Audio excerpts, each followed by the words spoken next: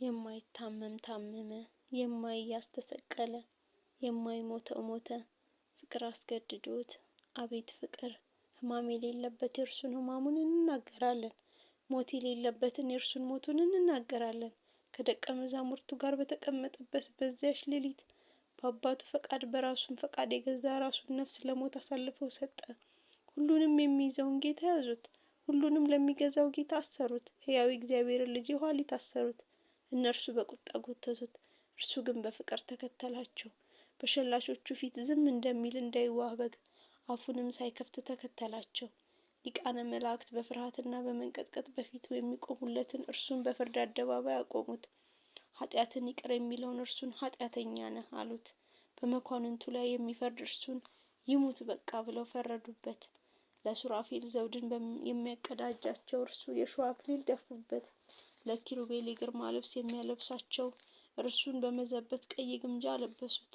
ኪሩቤል በእሳት ክንፋቸው ተሸፍነው ለሚሰወሩለት ለእርሱ ክፉ ባሪያ እጁን አክርረው ፊቱን በጥፊ መታው። ሰራዊተ መላእክት እየፈሩ በፊቱ ለሚሰግዱለት ለእርሱ እያፌዙ በፊቱ ተንበረከኩ። ይህን ያህል ትህትና እንደምን ያለ ትህትና ነው! ይህንን ያለ ትዕግስት እንደምን ያለ ትዕግስት ነው! ይህን ያህል አርምሞስ እንደምን ያለ አርምሞ ነው!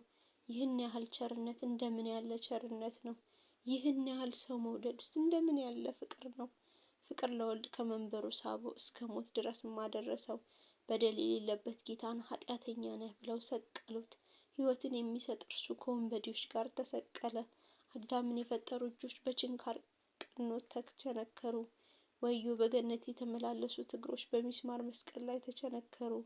ወዮ! በአዳም ላይ ሕይወትን እስትንፋስ እፍ ያለች አፍ ከሐሞት ጋር የተቀላቀለ ሆምጣጤ ጠጣች።